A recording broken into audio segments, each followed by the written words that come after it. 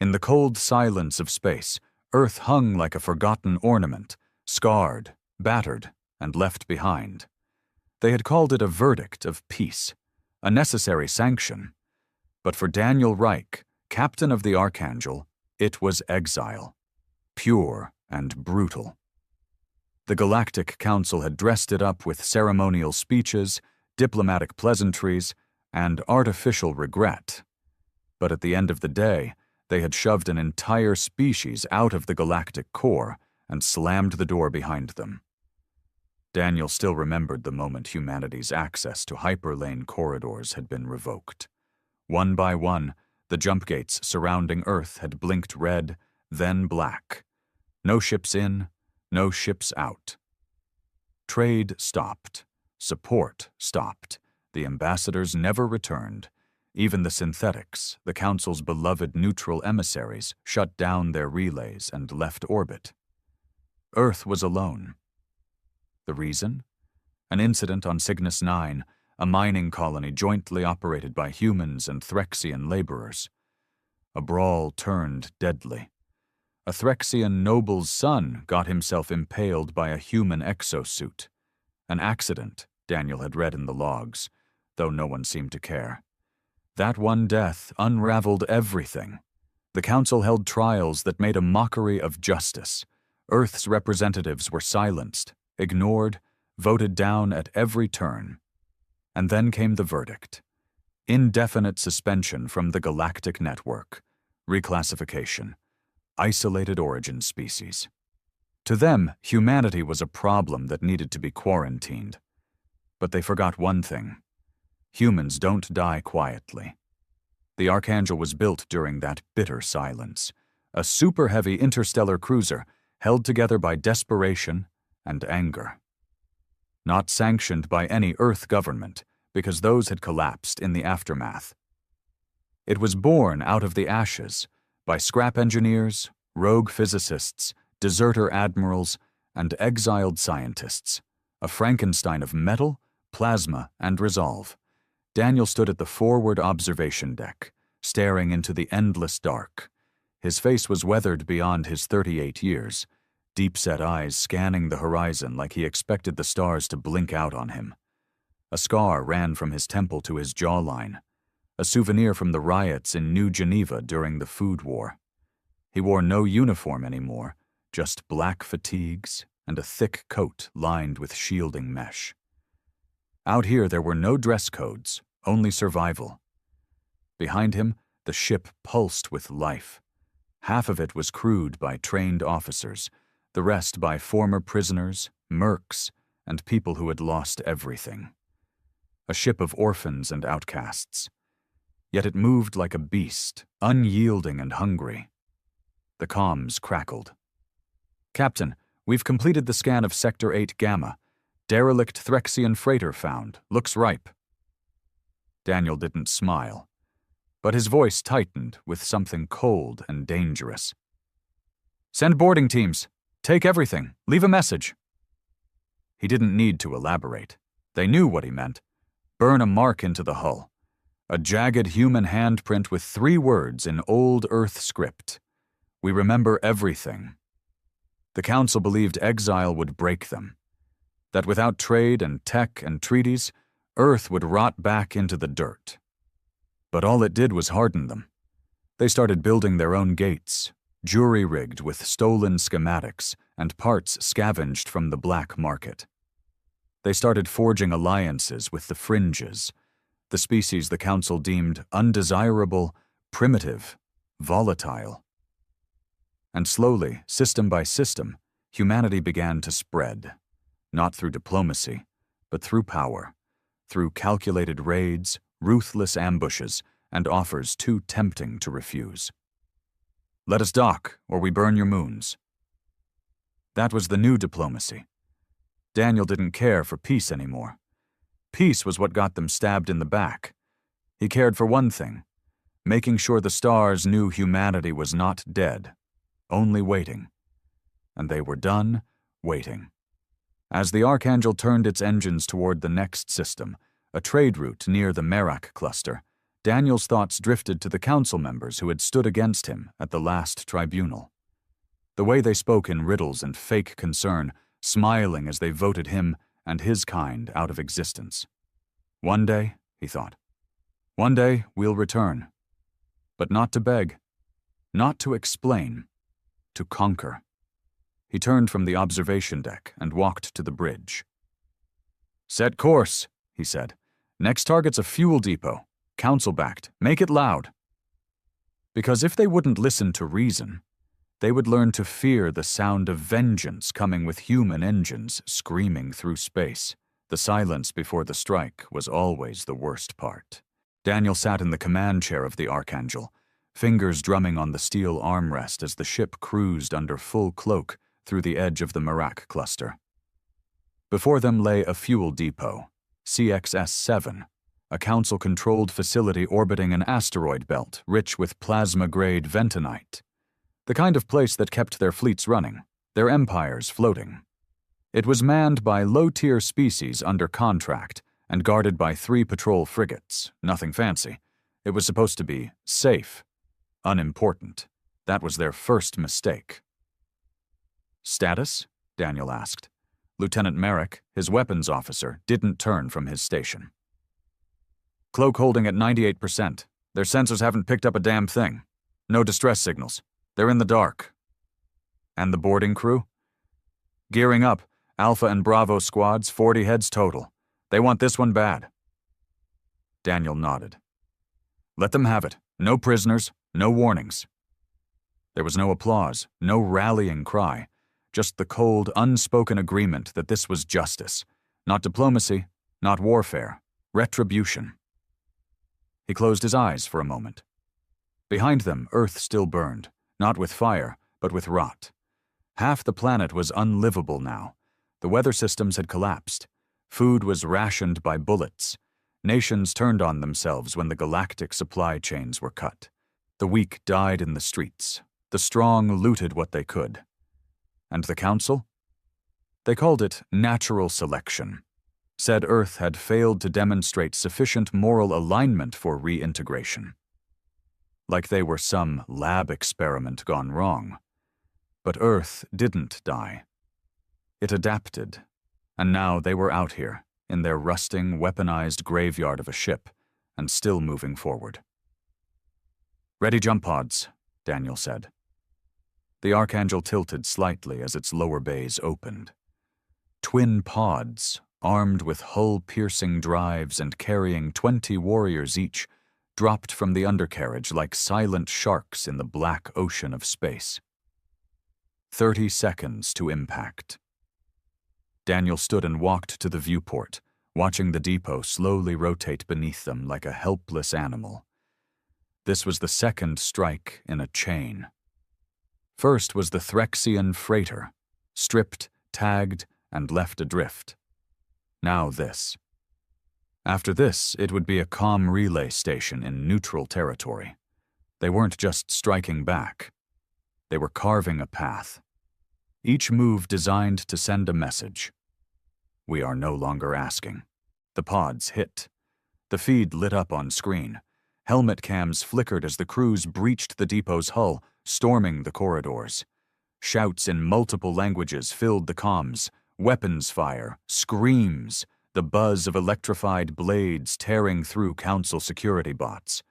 But Daniel's eyes were fixed on one thing, a corner cam showing the station overseer, a Volari bureaucrat with 2 sets of eyes and a gut full of privilege, curled behind a console, stammering into a comms unit that wasn't connected.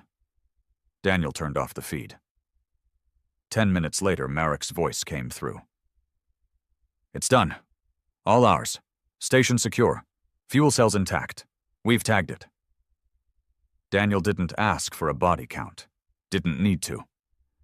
"Detonate the backup drives. Leave the main reactor untouched. Let them come for what's left."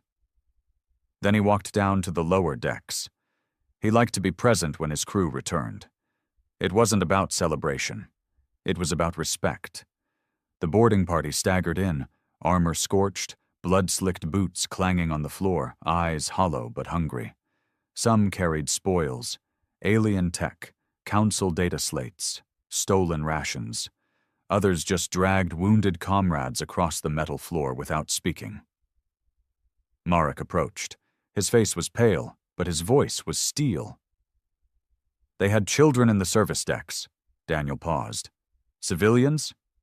Contract families? Not council-born? Mixed species? And? We neutralized the threat. No survivors. Daniel stared at him for a moment, and finally nodded. It's not our job to parent the galaxy. The Council made the rules. We just follow their example. Marek didn't reply. He just walked away, helmet tucked under one arm, blood streaked down his cheek.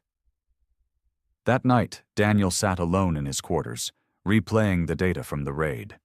The more he watched, the more numb he became. The way the station personnel screamed, the way some begged in tongues his translator didn't recognize, the way one little creature, something between a rodent and a child, crawled over a dead overseer's body, reaching for a dropped med kit. He forced himself to watch it twice. You don't get to look away, he told himself, not if you're the one giving the orders. But beneath the numbness, something else stirred. Not guilt, not pity, resolve. This is the price, he thought, for what they did to us, for every Earth child that starved because they shut down our agri chains, for every colony that rotted when they pulled their medics and left us to die of the red fever, for every voice that was ignored in those chambers, every plea mocked. We were forced to become this. His thoughts were broken by a knock, heavy, insistent. The door slid open to reveal Commander Ray, his second in command. A wiry woman with the eyes of a crow and hands that shook only when she wasn't holding a weapon. We've intercepted council chatter, she said, stepping inside. They've noticed. 3 fleets on alert, one already rerouted to patrol this sector. Daniel leaned forward. Where's it headed? Toward the relay station, our next hit. He smiled, and it wasn't kind. Good, let them come. She hesitated, then added, There's more. A message, encrypted, old Earth code, from deep space. Daniel's body tensed. What kind of code? Military, obsolete, but human. Definitely human. He rose. Bring it to the bridge. Wake the AI. Full decryption.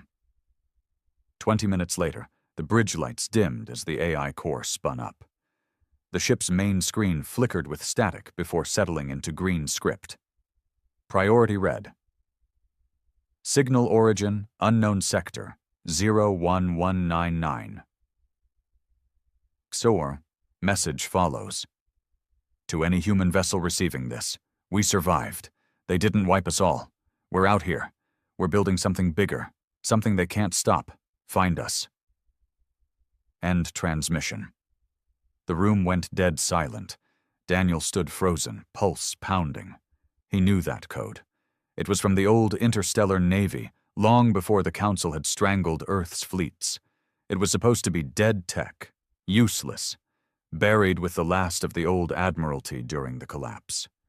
Ray stepped forward. If that message is real, there are other survivors, outposts, fleets like ours. Daniel's voice was like gravel. Number not like us. Stronger, maybe bigger. They've been hiding. She leaned in. Do we respond? He turned to Marek. Trace the signal source. Marek frowned. That might take days. We'll have to triangulate with jump patterns. And if the Council's watching those same bands, they'll know we got the message too. Then we move fast. We strike the relay station, draw their eyes there, and in the chaos we vanish toward the signal. And if it's a trap? Marek asked. Daniel's eyes hardened. Then we show them what exile taught us. No one argued. Outside, the stars kept spinning. The Council kept sleeping in their palaces, confident that humanity was beaten, scattered, licking its wounds in some dark corner of space. But they were wrong, because exile had not broken Earth. It had reforged it. They struck the relay station like a hammer falling through glass. Relay Theta 4, perched above a desolate rock in the Kurnos Reach, wasn't built to withstand siege. It was a glorified communications array, a whispering post between trade lanes.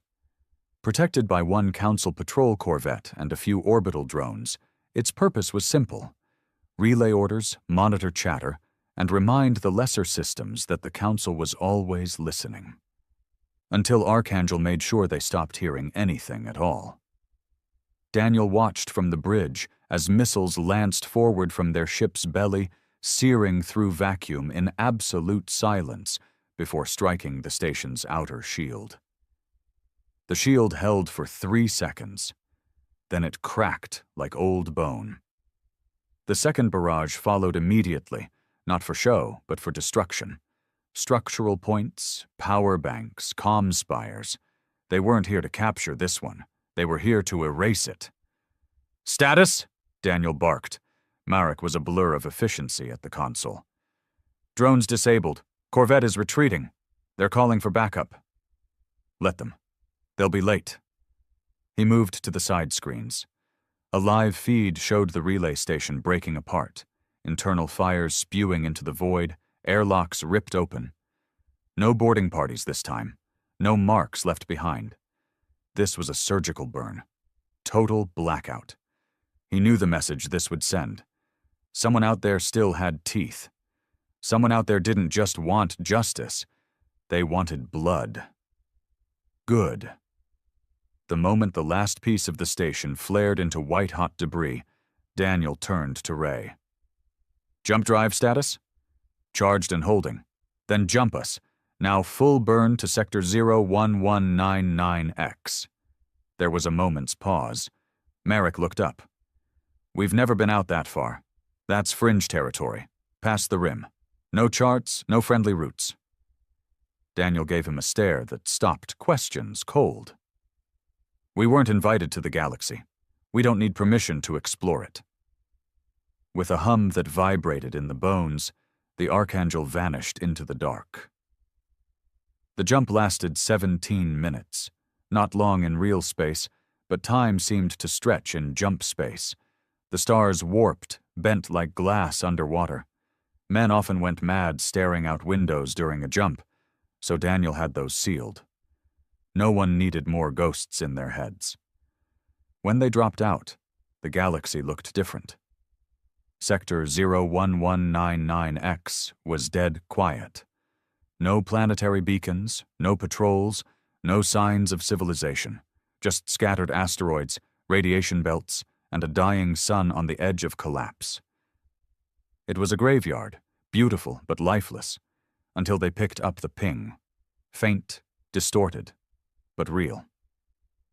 "Coordinates," Daniel said, walking to the sensor bank. Ray tapped into the signal. "There, something's embedded in the second moon of that gas giant. Looks buried." "A facility?" "Number A ship." Daniel's heart thudded. They approached cautiously. As they neared the moon's surface, the shape took form. A massive structure fused into the rock itself. Ancient in design, but unmistakably human. Not council approved, not regulation. Built in secret, maybe decades ago, maybe more, and not alone. Around it floated other ships, smaller than Archangel, but bristling with weaponry. 10, maybe 12, forming a loose perimeter. The sensor readouts flickered, some kind of cloaking interference. Then a message came through, not on any public channel, but directly into their encryption stream. "Identify yourselves or be fired upon. You've entered restricted territory." Daniel stepped forward. "This is Captain Daniel Reich of the warship Archangel. Origin, Earth. Exiled by Council Order 44 Kappa. We received your signal." A long pause. Then the voice returned, calmer, older, like gravel under iron. "Welcome to Bastion. We've been waiting." Docking took 30 minutes. Tensions were high. No one trusted easily this far from home. As Daniel stepped onto the platform, he was met by a man built like an armored tank, weathered with deep lines across his face and eyes that had seen more death than years. The insignia on his chest wasn't official. It was homemade, a stylized phoenix over a broken world. "Commander Joran Velt," the man said, extending a gloved hand. "Or what's left of him. I was First Fleet before the collapse." Daniel gripped it hard. "Daniel Reich, captain of the Archangel. I didn't think anyone survived out here." "We didn't survive," Velt said grimly. "We endured." He led Daniel through a metal corridor lit by old plasma lines and patchwork wiring. Soldiers passed them with hollow stairs and old gear. The smell of oil and sterilizer was thick. This was no utopia. This was a fortress, carved out of exile and madness. They reached a central chamber where a projection of the galaxy hovered. Red marks, the Council's territory. Green, fringe systems. And then, in blue, a web of hidden paths leading from this moon outward. "You've been building," Daniel said. "For 23 years, Velt nodded. "We saw what the Council was doing long before Earth got the boot. We went dark, faked our destruction, hid our ships, started recruiting from the broken edges." Daniel looked at the map again. "And now?" "Now," Velt's voice darkened, "now we've got a fleet. A real one. Not enough to win, not yet, but enough to hurt them. Badly." He turned. "Your relay strike, it lit up every Council sensor grid. They're on alert. That was risky." Daniel stepped closer. "Everything we do is risky. They cut us off, left us to rot. Earth's a husk, and I won't spend the rest of my life scavenging scraps in the dark. We're taking something back." Velt studied him. "You've got fire," he said. "But fire without aim burns everything. We've seen others like you, raiders, pirates, vengeful ghosts. You want revenge, I want a war." Daniel didn't blink. "Then show me how to fight it." They spent the next few days sharing data. Velt's operation was deeper than Daniel expected. They had ex-Council tech, rogue AI units, even a working prototype of a gate disruptor, a weapon capable of collapsing Council jump lanes in transit. Suicide missions had bought them blueprints. Every ship was repurposed from wreckage. Their engineers were more chemist than scientist, improvising in ways no bureaucracy would allow. "We call ourselves the Bastion," Velt explained, "because this is the last stronghold of free humanity." "And the others?" Daniel asked. "There are others," Velt confirmed. "Scattered, hidden. Some went feral, others sold out. You'll find slavers who speak Earth tongue, mercenaries who wear our colors but work for the highest bidder. But us? We still fight for Earth." Daniel stared at the map, at the old data streams showing the Council's border fleets, their academy planets, their war factories. "Then give me a target," he said. Velt grinned. "That's the spirit." The mission was named Operation Cinderfall, a munitions world. Council designation, Valus Prime. Not critical, not fortified, but symbolic. It supplied weapons to 3 major fleets, including the ones hunting exiled human ships. And more importantly, it was considered impenetrable. Until now. Bastion had the codes, Archangel had the firepower. Together they had a chance. Daniel stood once again on his bridge, watching as the new fleet formed behind him. Not hundreds of ships, not yet, but dozens, silent, deadly, carved from betrayal and welded with fury. "Make no mistake," he told his crew, his voice grim and steady. "This isn't about survival anymore. This is about the future. They tried to erase us. Now we write the next chapter in blood." Lights dimmed. Engines roared. And humanity, exiled, broken, enraged, prepared to strike back at the galaxy that left them to die. The night before the assault on Velis Prime, Daniel Reich didn't sleep. Sleep was a luxury, and he didn't believe in luxuries. Not anymore. Not when his ship was docked to a covert Bastion cruiser and orbiting just beyond Council sensor range, less than 12 hours from a planetary siege. He paced the dim bridge of the Archangel, boots echoing on the steel. The usual ambient lights were off, and only the crimson glow from the war map kept the shadows at bay. The system rotated before him, Velis Prime and its moons. Council scans said it was nothing special, but the Bastion's intelligence proved otherwise. 3 weapons facilities buried deep under polar ice, automated rail networks feeding orbital cannons, supply ships moving every 6 hours like blood through arteries. It was more than a munitions depot. It was a machine of war. "Still breathing, Captain?" Daniel turned. Ray stood in the doorway, arms crossed. She'd shed her usual tactical vest and now wore just a combat harness over a plain black shirt, her face half lit by the soft map glow. Her eyes, sharp and calculating, were unreadable. "Barely," Daniel muttered. "You?" She shrugged. "Been through worse," Daniel smirked. "Have you?" "No," she admitted. "But I'm getting used to the taste of suicide." He walked to the side viewport, peering out at the black void between their fleet and Velis Prime. "This isn't suicide. This is a message." "To who?" "The Council?" she asked. "They won't hear it. They'll just tighten their grip." Daniel looked over his shoulder. "Then we speak louder."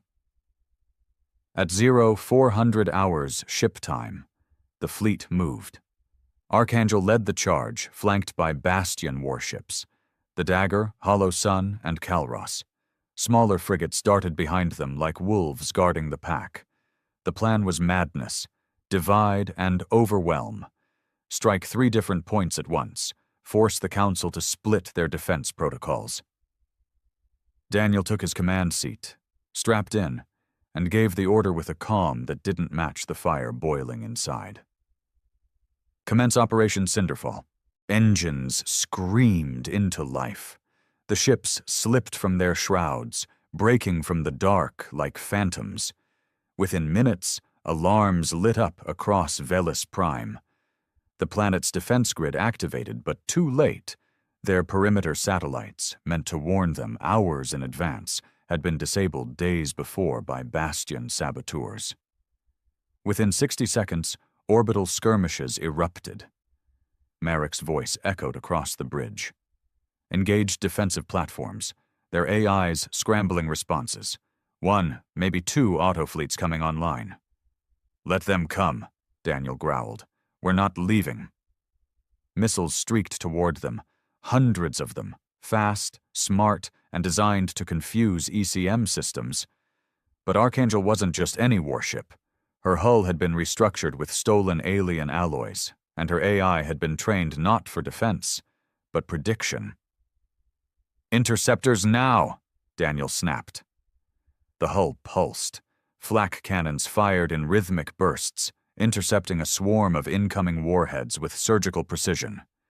The rest, those few that made it through, glanced off armor, leaving fire streaks but no holes. "Railgun online," Marek confirmed. Daniel didn't hesitate. "Target that supply artery. Bring it down." The sound of the railgun, deep and metallic, like the roar of some ancient beast, filled the ship as a tungsten slug tore from its housing and pierced atmosphere.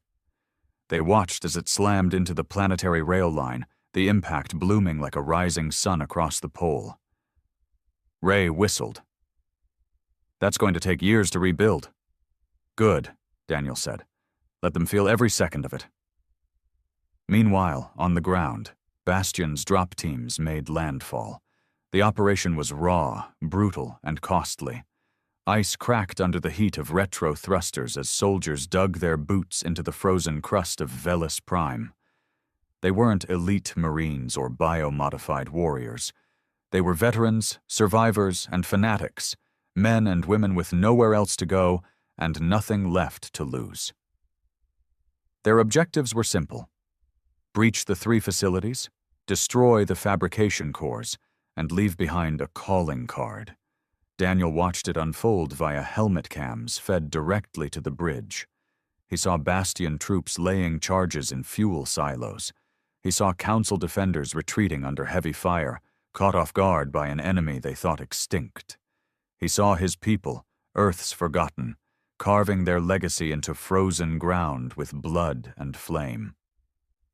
And then came the last transmission. A Bastion soldier, helmet cracked, face bloodied, stood in the heart of the munitions chamber as sirens wailed. Behind him, detonators blinked red, strapped to every wall. This is for New Geneva, for Riyadh, for Mexico Sector 9, for the children they let starve. We were exiled, we adapted, we endured, and now? He smiled. Now we end you. He triggered the detonators. The entire northern facility erupted into white fire. The explosion rippled through the planet's atmosphere like a tear in fabric. The Council fleet finally arrived 40 minutes later. Too late. Their ships dropped out of hyperspace like vultures circling a corpse, but Bastion's operation was already complete. The fleet withdrew, not in panic, but with precision, scattering in different directions, confusing enemy sensors, using routes unknown to the standard Council fleet charts. Archangel went dark the moment it exited the battle zone. A jump gate, installed secretly by Bastion engineers on the far edge of the system, served as their exit route. Back aboard, Daniel sat in silence as the ship cruised into safe space. The crew was exhausted, wounded, but not defeated. The images from the battle replayed in his mind. Not the explosions, not the victory. The faces, the ones who didn't make it back. The ones who believed in something more than just survival. He turned to Marek, who leaned heavily on his station, one arm wrapped in a blood-stained bandage. Casualties? Daniel asked. 57 confirmed dead. 38 wounded. Bastion lost over 100. Daniel nodded slowly. Worth it? Marek didn't flinch. Every damn second of it. Daniel rose from his chair and stepped to the main screen, now filled with encrypted messages pouring in from outer sectors. Praise, warnings, offers of alliance, some from other human ships, some from alien species the Council had long cast aside. The galaxy had noticed. They're watching now, Ray said quietly, joining him. They can't ignore us anymore. No, Daniel said, but they'll try. He leaned forward, eyes fixed on the holographic star map. Then we give them more. More fear, more doubt. Every system we burn, every outpost we hit. It carves our name into their skulls. We don't stop. Not until Earth has a seat at the table they tried to flip over. Ray looked at him sideways. You're building something bigger than revenge. I have to, he whispered, because if we're not building, then we're just another dying species screaming into the void. She didn't argue. They stood there a moment longer, captains of a ghost fleet, warriors exiled from civilization, now rising as the sharpest thorn in the galaxy's throat. And they weren't done yet, because fire had been lit, not just on Velis Prime, but across the stars. The silence after victory was worse than the battle. Daniel stood alone in the observation deck of Archangel, eyes fixed on the distant flicker of Velis Prime's sun. It burned steady, indifferent to the violence that had erupted in its orbit days earlier. To a star, a war meant nothing. But to the Council, it had meant everything. Reports flooded in. Velis Prime was in chaos, supply lines severed, manufacturing crippled, emergency defense protocols activated across neighboring systems. The Council's precious illusion of order cracked. But what disturbed Daniel most was what came after. A message. Short. Unencrypted. Delivered directly to Archangel's primary channel through a bounce relay that only someone on the inside could have accessed. Stop now. You've made your point. Go any further, and you'll unleash something you can't contain. No signature, no origin, just a warning, or a threat. Ray entered the deck, boots soft on the floor. She carried a data slate and a look that told Daniel things weren't getting better. Council's issued a decree, she said without ceremony. Humanity is now classified a rogue threat species. Daniel didn't react. They're using the attack on Valus Prime to justify deploying their black fleets, she added. That made him look at her.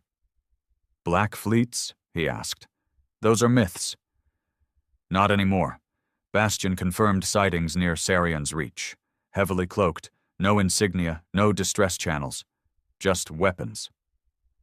Daniel exhaled slowly. So, they're done pretending we don't exist. They want to erase us before others start believing in us. He turned back to the stars. Then we hit them again. Ray hesitated. We need to think this through. We're not just fighting warships anymore. We're fighting a system that built itself over centuries. One more mistake, and they'll call for extermination. Let them, Daniel said. They already tried.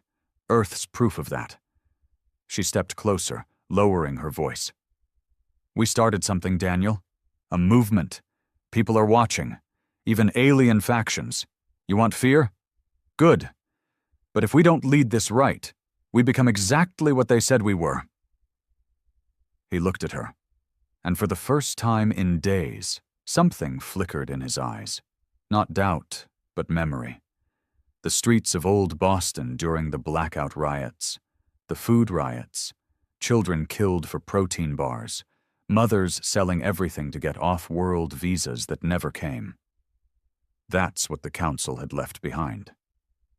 You think I want this? He asked, voice rough. You think I enjoy burning planets, sending people to die? I was an engineer, Ray. I wanted to build things. But the Council gave us no choice. They slammed the door and called it justice. If we don't fight, then all of this, everything we've done, was for nothing. She didn't answer. There was nothing to say. Later that cycle, Daniel met with Commander Velt in Bastion's encrypted comms chamber. Velt looked older than before, not in body, but in bearing. There were new scars across his neck, faint burns that told a story Daniel didn't ask about. I got your message, Daniel said. What's the urgency? Velt brought up a star map. The Council's mobilizing in the Cinder Expanse. That's neutral territory. They're hunting. For us? For all of us, and not just humans. They've started purging fringe species. Anyone suspected of harboring humans gets blacklisted. Some get sterilized. Daniel's fists clenched. They're forcing neutrality out of everyone, Velt continued. Even the merchant clans are folding. Only a few are resisting. Then we give them a reason to resist, Daniel growled. We hit something bigger. Velt gave him a hard look. You want to escalate? I want to wake the galaxy up. They've been asleep too long. Velt nodded. Then I have something. Council Archive Station Epsilon. Deep core, classified data vaults. If we can get in, we'll find black files. Files they never wanted public. What kind of files? Proof of what they did to Earth, to colonies, to defectors, executions, biological tests, forced starvation protocols. If we leak that, the galaxy might finally see them for what they are. Daniel stared at the screen. Coordinates? Velt uploaded them. It won't be easy. Epsilon is protected by protocol wards. No ships, no orbiting. Only one way in, through their transport network. We'll need someone on the inside. Daniel thought for a moment. I know a man, a council traitor. He owed me once. Might still be breathing. Velt grunted. Then find him, and fast, before they bury that archive in a sun. Back aboard Archangel, Daniel called a private meeting with his core crew. Marek. Ray.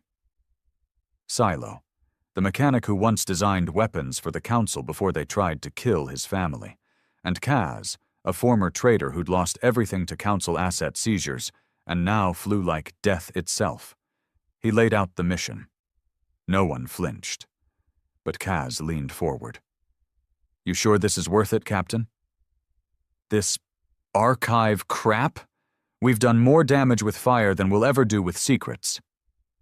Daniel didn't look away. "Secrets built this galaxy, Kaz.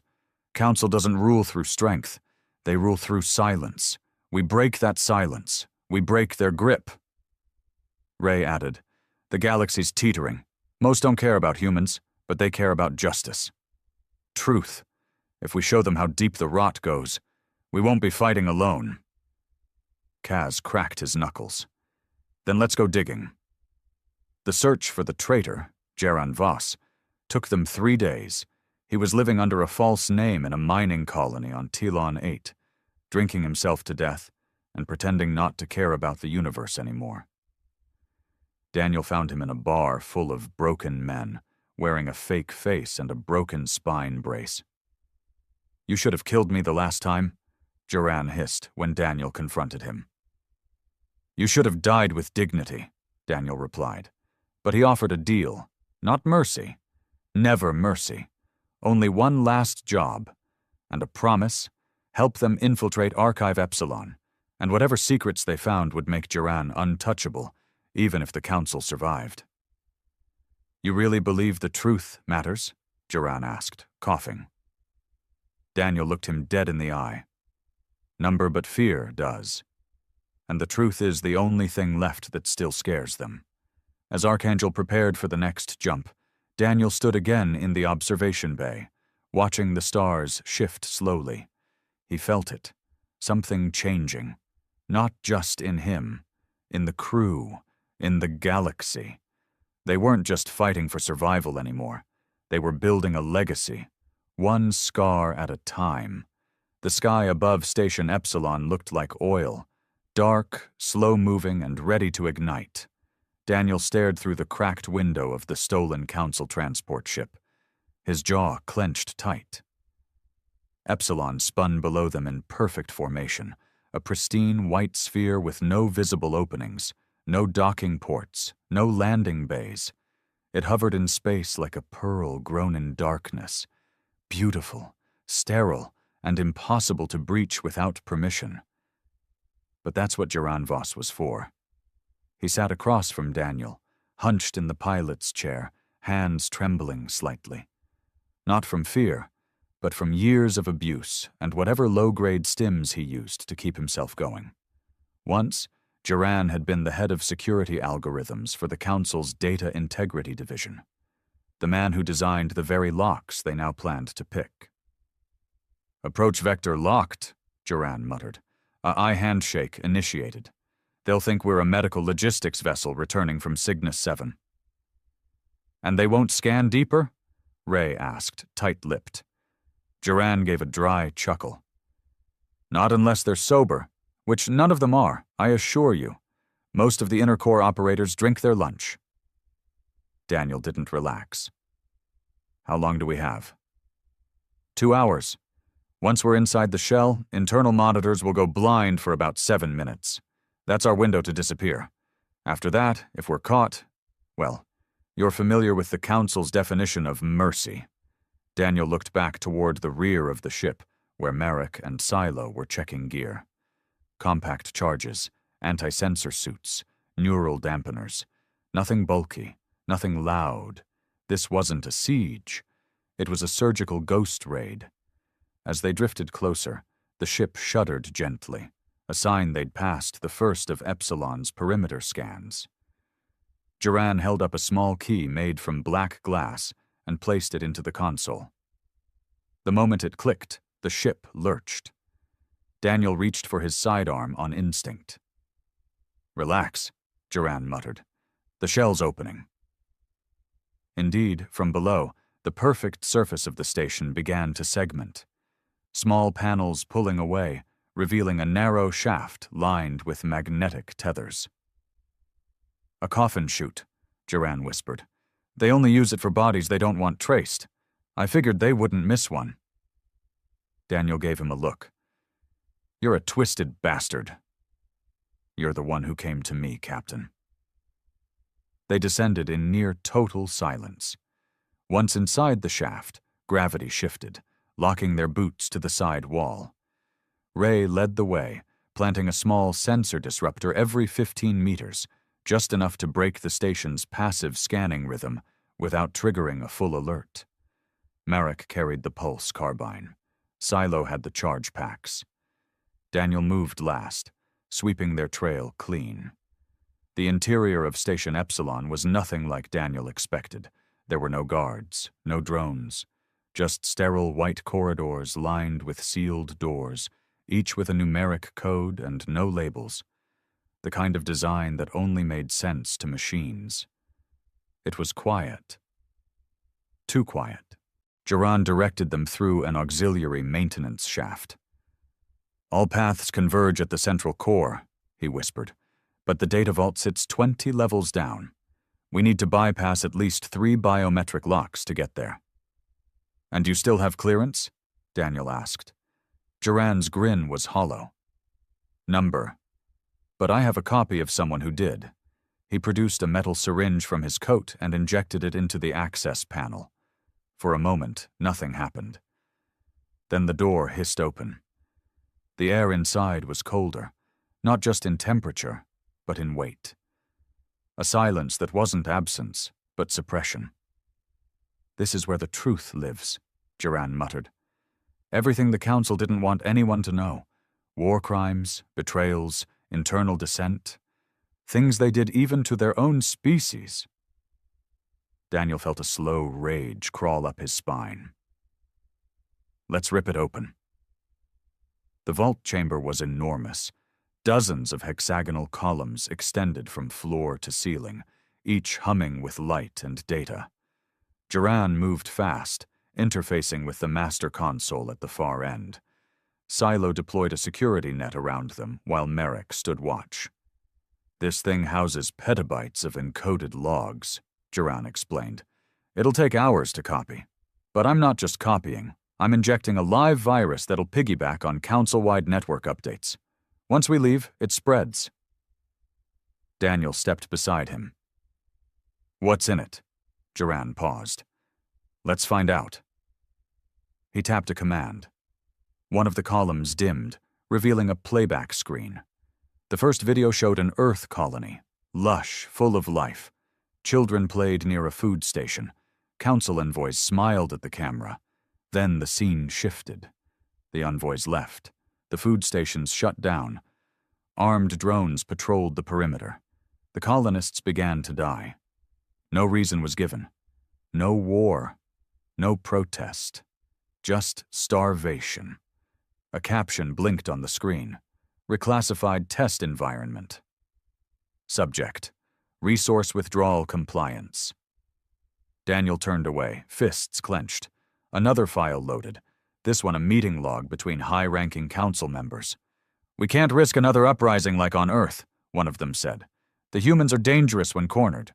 Best to fragment their systems, keep their leaders in exile, make sure they fight each other instead of us." Another nodded. "And if they survive?" The first one laughed. "Then they'll be too broken to matter." Daniel's voice was low. "Upload it. Every file, every lie, every crime." Duran nodded, hands flying over the console. "Give me 10 minutes." But 10 minutes was too long. Ray's voice snapped over the comm. "Movement. 1 floor up. Drones, pattern sweep. We're compromised." Marek raised his weapon. "We can hold them." Daniel grabbed his radio. "Negative. Silo, prep the charges. We delete the vault. No evidence left behind." Duran froze. "What? That data—" Daniel grabbed his collar. "It's already uploading. We don't need this place. We need out." Silo placed the charges. Ray dropped 3 drones with clean shots through the shaft opening. Marek held the rear, blasting another with his pulse rifle. Duran scrambled to extract the final encryption key. Alarms screamed. Lights turned red. The vault began sealing. "We've got 60 seconds, Silo barked. Duran punched the last command, pulling the drive chip free and shoving it into Daniel's hand. "Take it. It's the backdoor key. If the virus fails, this can still open every eye in the galaxy. Move! Daniel shouted. They ran. Back through the shaft, through enemy fire. Ray took a shot to the shoulder but didn't slow. Merrick threw a sonic charge behind them that collapsed the hallway. Silo got hit in the leg. Daniel dragged him. The transport bay was in flames. But Archangel was there, cloaked, waiting, exactly where Kaz had promised. They boarded with seconds to spare. The vault exploded behind them, a silent burst of blue fire that vaporized the core. Daniel threw the chip to Ray. Get it to Velt. Tell him to release it when ready. And you? He looked out at the void. They started this war with silence. We're going to finish it with screams. The truth hit the galaxy like a meteor. It started as a whisper. Data packets smuggled into merchant channels, quietly passed between ships on fringe routes. Then came the encrypted leaks to neutral observers, the shady data journals, the outlaw comm bands. And then finally, Bastion made the decision to rip the lid off everything. The files Daniel and Duran pulled from Station Epsilon were more than just damning. They were nuclear. Holovids of forced sterilization camps on Earth's colonies. Classified council meetings approving famine as a containment tool. Direct orders to detain human diplomats and quietly remove them without trials. A secret protocol called Ashvale, which detailed how the Council planned to eliminate any human resurgence before it could threaten core worlds. Within 48 hours, dozens of fringe species called for emergency assemblies. Smuggling rings refused Council contracts. Even two mid-tier factions, the Talari and Koran syndicates, publicly denounced the Council and declared neutrality. The Council, of course, denied everything. They blamed radical human agitators, called the data fabricated, claimed it was deepfake tech. But no one believed them. Not after the documents showed file integrity stamps, official Council encryption codes that even their own systems couldn't fake. Daniel stood on the Archangel's bridge, watching the chaos unfold. The main screen showed news feeds from across the galaxy. Riots in diplomatic zones, military blockades crumbling, Council spokespeople being chased off neutral planets by mobs. It was everything they had fought for. But Daniel didn't smile, because the fire was spreading too fast. Ray stood beside him, arms crossed.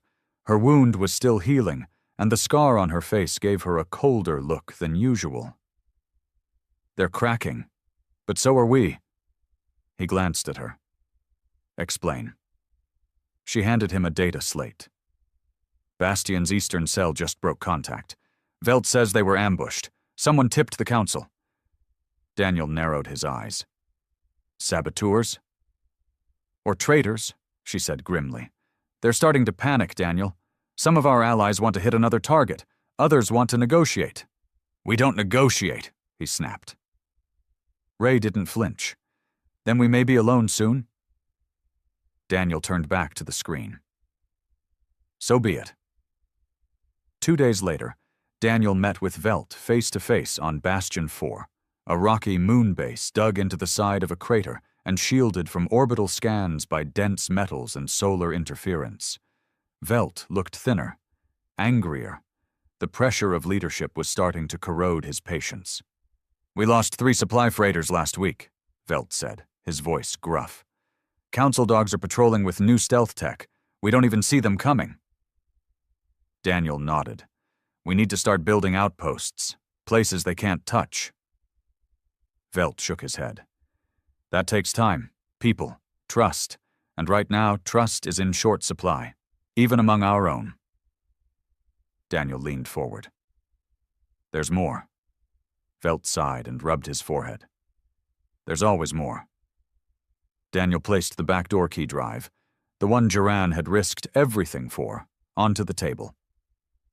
This will get us into every system the Council still thinks is secure. Military traffic, surveillance logs, economic choke points.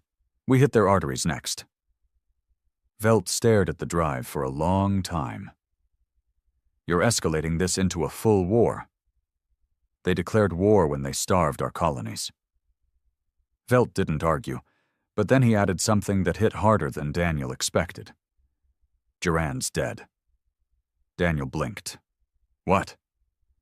They found his body yesterday, throat cut, dumped in a freight tube near Talon. Daniel's stomach turned. Duran had been a traitor, a coward, a bastard, but he hadn't deserved that. Not after what he'd done for them. I want to know who did it, Daniel said coldly. Velt shook his head. So do I. But right now we've got bigger problems. Someone's bleeding us from the inside. Back aboard the Archangel, the mood was tense. The crew had felt the shift. The early days of vengeance had given way to paranoia and fatigue. Every new face was suspect. Every ship that docked was scanned twice. Even Merrick had started sleeping with one eye open. Silo, the old engineer, said it best one night in the mess hall. "This ain't a revolution anymore," he muttered, sipping synthetic whiskey. "This is survival dressed up in fancy words, and survival turns good men into monsters." Daniel overheard it, but he didn't respond. Because he knew Silo was right. They weren't building a future. They were tearing the old world down and praying something better rose from the ashes. Then came the message. Broadcast wideband. Uncoded. Bold. "This is Council Admiral Theon Brax, speaking on behalf of the Galactic Preservation Authority. Effective immediately, all ships aiding or abetting human insurgents will be treated as hostiles. Your outposts will be neutralized. Your leaders captured. There will be no mercy. And to the human vessel, Archangel, you have 72 hours to surrender your commander, Daniel Reich. If you do not, your world dies screaming." Ray slammed her fist on the console when she heard it. "They're going after Earth." Daniel stood in silence, face unreadable. Marek cursed under his breath. "We left Earth to survive. Now they want to finish the job." Daniel nodded slowly. "Then we stop them." He turned to Ray. "Get me eyes on their fleet. I want every route, every backup system, every jump gate." Ray hesitated. "You're not going back to Earth, are you?" Daniel looked her dead in the eyes. "I never left." The battle for Earth was never going to be fair. Within 48 hours, dozens of fringe species called for emergency assemblies. Smuggling rings refused council contracts. Even two mid-tier factions, the Talari and Koran syndicates, publicly denounced the council and declared neutrality. The council, of course, denied everything. They blamed radical human agitators, called the data fabricated, claimed it was deep-fake tech. But no one believed them. Not after the documents showed file integrity stamps, official council encryption codes that even their own systems couldn't fake. Daniel stood on the Archangel's bridge, watching the chaos unfold. The main screen showed news feeds from across the galaxy. Riots in diplomatic zones, military blockades crumbling, council spokespeople being chased off neutral planets by mobs. It was everything they had fought for. But Daniel didn't smile. Because the fire was spreading too fast. Ray stood beside him, arms crossed. Her wound was still healing, and the scar on her face gave her a colder look than usual. "They're cracking. But so are we." He glanced at her. "Explain." She handed him a data slate. "Bastion's eastern cell just broke contact. Velt says they were ambushed. Someone tipped the council." Daniel narrowed his eyes. "Saboteurs? Or traitors?" she said grimly. "They're starting to panic, Daniel. Some of our allies want to hit another target. Others want to negotiate." "We don't negotiate," he snapped. Ray didn't flinch. "Then we may be alone soon." Daniel turned back to the screen. "So be it." 2 days later, Daniel met with Velt face-to-face on Bastion 4, a rocky moon base dug into the side of a crater and shielded from orbital scans by dense metals and solar interference. Velt looked thinner, angrier. The pressure of leadership was starting to corrode his patience. "We lost 3 supply freighters last week," Velt said, his voice gruff. "Council dogs are patrolling with new stealth tech. We don't even see them coming." Daniel nodded. "We need to start building outposts, places they can't touch." Velt shook his head. "That takes time, people, trust, and right now, trust is in short supply, even among our own." Daniel leaned forward.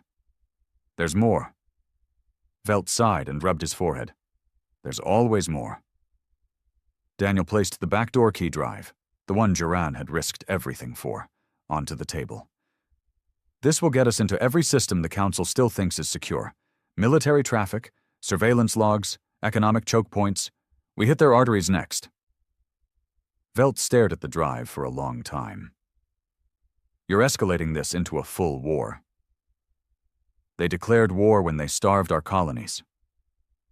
Velt didn't argue, but then he added something that hit harder than Daniel expected. "Duran's dead." Daniel blinked. "What?" "They found his body yesterday, throat cut, dumped in a freight tube near Teelan." Daniel's stomach turned.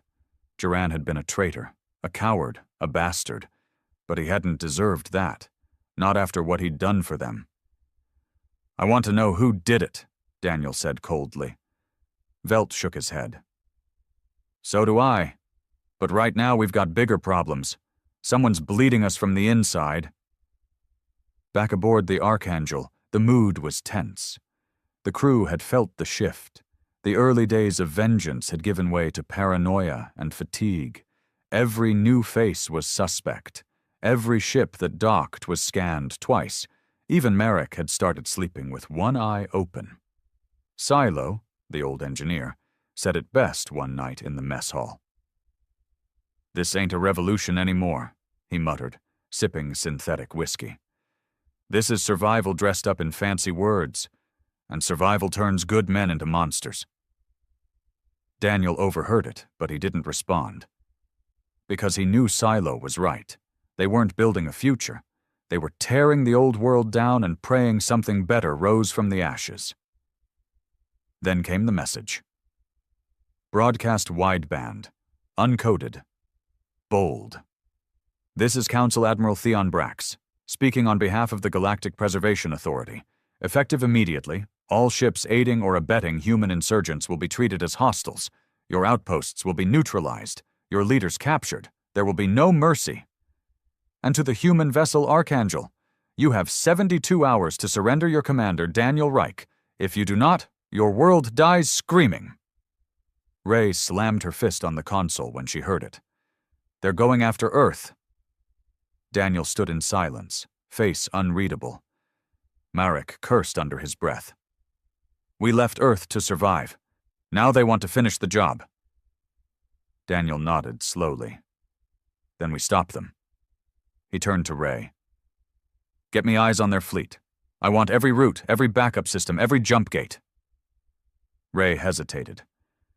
"You're not going back to Earth, are you?" Daniel looked her dead in the eyes. "I never left." The battle for Earth was never going to be fair.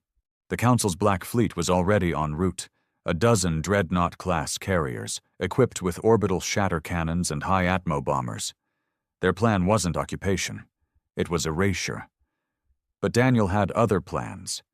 He contacted every surviving human ship, every exiled fleet, every outpost. He called in every favor, every debt, every ounce of loyalty that had been forged in blood. And they answered. Within a day, over 40 ships rallied. Frigates, corvettes, even old mining vessels refitted with plasma cores and railguns. Not a proper fleet. But enough. Enough to make history. They set course for Earth, engines burning hot through the void. Daniel stood on the bridge, watching his homeworld grow larger on the screen. The blue was faded, the green was withered, but it was still Earth, still home. He reached for the comms. "To every soul still standing," he said, his voice firm, hard, and filled with fire. "We were exiled, starved, broken, But we're still here. We're not fighting for revenge anymore. We're fighting for what comes next." He paused. "Let them come. Let them bring their fleets, their laws, their false gods. We're not afraid of the dark anymore." He looked at Marek. "Prepare for impact." Because no matter what happened next, win or lose, the galaxy would never forget what humanity did when it was pushed too far. The stars above Earth were no longer still. From orbit, the once familiar constellations were blurred by movement. Dozens of ships carving trails of light, exhaust, and fury into the void.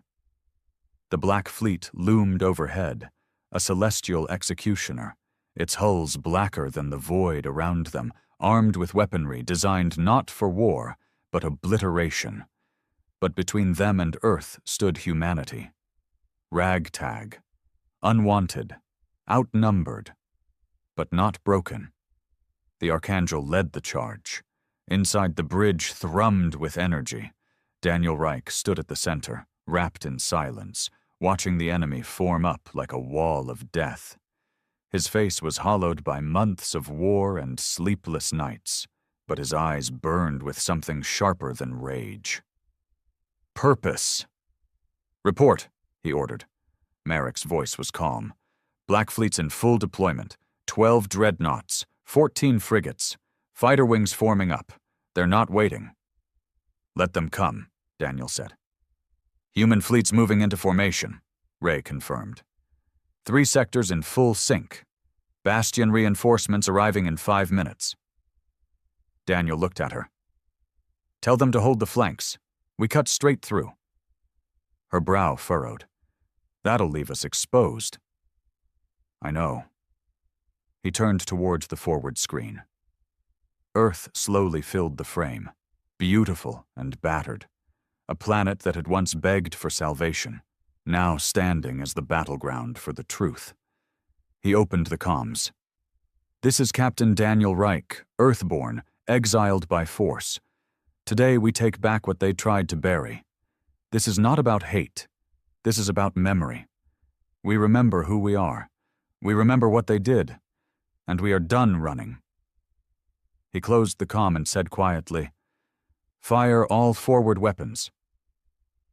Archangel surged ahead like a wounded predator. The first Council frigate tried to intercept. It never had a chance. A twin barrage of railgun slugs tore through its midsection, followed by pulse torpedoes that turned its engines into plasma fountains. The human fleet followed, dozens of ships diving into chaos with the desperation of survivors and the fury of the betrayed. All around them, the sky cracked open.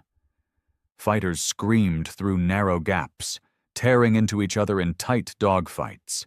Frigates collided, exploded, and spun into the upper atmosphere like broken bones. Lasers cut across darkness like divine wrath. The Council deployed their orbital shatter cannons, but human ships darted, flared, countered. Every time a ship went down, another rose to take its place. Daniel barked orders, his voice clear above the madness. "Flank right! Shield the carriers! Redirect power to the aft guns!" Ray relayed commands, blood trickling from a gash near her ear. "We've got a breach on Deck 3, fire suppression failing." "Silo!" Daniel roared into the comms. "Get your team to the breach! We hold this line or we burn!" A moment later, Silo's voice came through, rough and hoarse. "Deck 3 contained," patching the hull. "Don't crash this ship till I get back to my whiskey." Daniel allowed himself a small grin. But the grin vanished when the first dreadnought opened fire. The beam lanced out, a stream of plasma and antimatter, slicing a Bastion destroyer clean in half. Another volley followed, this time aimed directly at Archangel. "Incoming!" Marek shouted. The crew braced. The blast struck the starboard side, tearing through armor plating like wet paper. The ship spun, alarms howling, consoles sparking, bodies were thrown. Ray slammed into the railing, barely grabbing hold. Daniel hit the floor hard. His ears rang. Smoke filled the bridge, but they didn't stop. "Stabilize the spin," he growled, pulling himself upright. "Return fire. Hit that thing in the throat." Archangel's railguns fired again, this time guided manually, aimed at a vulnerable seam along the dreadnought's lower hull. The shot struck true. The dreadnought shuddered. Secondary explosions rippled across its body. One of its reactors burst, sending debris spiraling into the void. Cheers erupted across the bridge, ragged, desperate cheers. But Daniel didn't join them. Not yet. There were still 11 more. The battle raged for over an hour, a brutal, ceaseless storm of fire and steel. Human ships sacrificed themselves to protect Earth's orbital defense rings. Kamikaze strikes took down 2 more Council vessels. Bastion deployed boarding pods into one of the dreadnoughts, triggering internal sabotage that turned its own guns against its fleet. Daniel watched the enemy break apart, not just physically but psychologically. They were used to control, not resistance. Now they faced a people with nothing left to lose, and that made them dangerous. Finally, the Council flagship, Virelian Prime, pulled back. Their retreat was silent. No surrender, no message, just shame and silence. 2 days later, Earth was quiet. The skies still burned in places, but the Black Fleet was gone. What was left of the human fleet floated in high orbit, damaged, mourning, but victorious. On the ground, people emerged from shelters and bunkers. They looked to the skies not with fear, but with awe. Someone had fought for them, and won. Daniel stood on the surface, boots sinking into old Earth soil. The crater where New Geneva once stood smoldered in the distance. Ruins, scars, memories. Ray walked up beside him, one arm in a sling. "The Council broadcast a message an hour ago." Daniel looked at her. "They want a ceasefire," she said. "Talks, negotiations. They're calling it a humanitarian solution." He laughed, not with joy, but disbelief. "After everything they did?" She shrugged. "They've lost control. The outer sectors are turning. Some of their own species are demanding tribunals." Daniel stared at the sky. "What do you want to do?" she asked. He didn't answer right away, because he didn't know. For months, years, all he'd wanted was vengeance. Now that he had it, what was left? But when he looked at the people climbing out of the bunkers, hugging, rebuilding, burying their dead, he knew. "We rebuild," he said finally. "We make something better. Not because we forgive them, but because we deserve better." Ray nodded. "And the Council?" Daniel's eyes hardened. "They'll answer. In time. The galaxy's awake now. We'll make sure it remembers." He turned, walking towards the command shuttle. There were trials to plan, a new alliance to form, a future to build, one not handed down by rulers in ivory towers, but forged by exiles who refused to die. In the end, humanity wasn't saved. It saved itself. Not with mercy, but with fire. And now the stars belonged to them.